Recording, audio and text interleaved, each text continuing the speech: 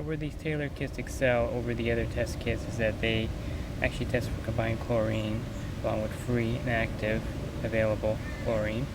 And their alkalinity test is slightly more accurate than the standard OTO reagent test kit. And the test strips also are not quite as accurate as the Taylor kit. And the Taylor kit is a DDP test kit which uses dye. So there are a few drawbacks I'll go over. They have sent two versions also. They have a small one and a larger one that tests for hardness, calcium hardness, and also cyanuric acid. So we're going to go ahead and get a water sample from about a foot or so down in the middle of the pool.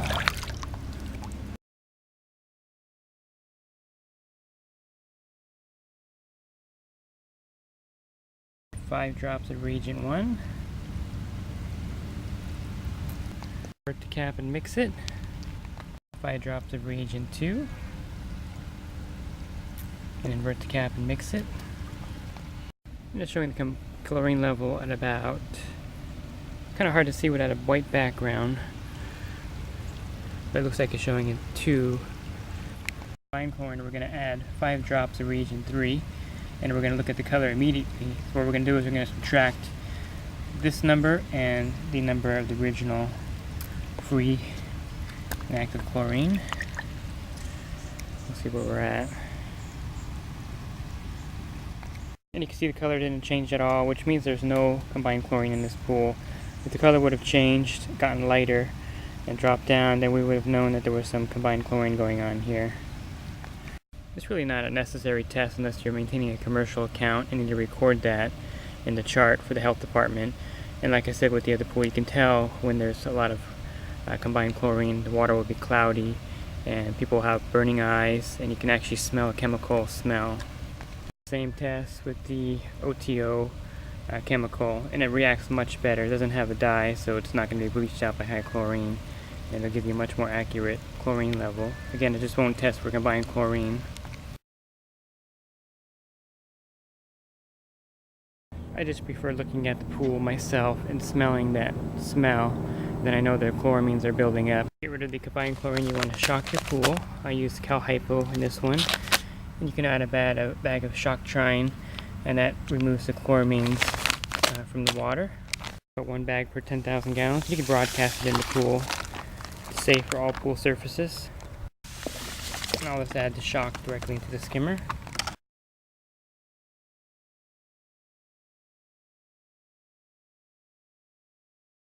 One of the drawbacks with the Taylor kit is that the DPT is a dye. So if there's a high chlorine reading, it's going to actually bleach out the dye. I'll show you right now. Add some chlorine to this water. So you see, as I add the reagent, it goes in there and it just disappears, because the reagent is a dye and the chlorine will bleach it out at high levels. So in this case you have to be careful, because you may think you have no chlorine when actually you have too much chlorine, and that's why you should also have the regular OTO test kit. And this is not a dye, so it actually will, oops, I dropped it. You can actually see the color change with this one, because this particular reagent is not a dye but a chemical, and it reacts to the chlorine. And if you use an oxidizer like the shock trine in your pool, it will also bleach out the DPT test. It'll give you a false reading. So high oxidizer levels and high chlorine levels will give you a false chlorine reading with the Taylor kit, since the DPT is a dye. Okay, so the AquaCheck test strip is saying that my alkalinity is about 80 to 120. Like I said, it's not quite as accurate as the drops, so you can't really count and get an exact reading, but it looks like it's about 80, maybe 90 to 100. And I'm not saying that the OTO reagent test kit is inaccurate, it's just not quite as fine-tuned as the Taylor kit as far as alkalinity. So if you want to just get an exact reading, go with the Taylor kit for that. So you'll get a water sample and fill the lineup right there. Add 2 drops of R7, mix it up. 5 drops of R8, which will be the green color, and count them, and that'll give us drops of, we're going to add drops of R9 and count them, each drop representing 10 parts per million.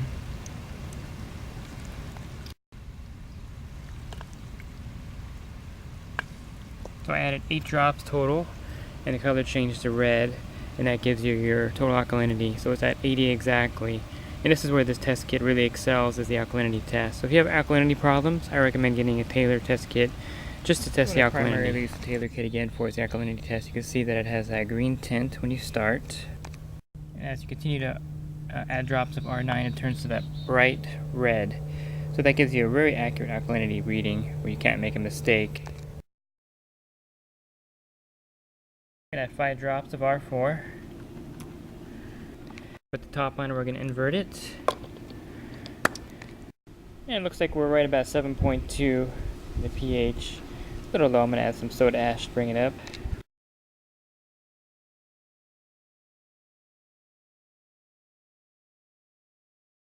And to do the acid demand, we're going to just go ahead and add drops of R5 and then count them as the color changes.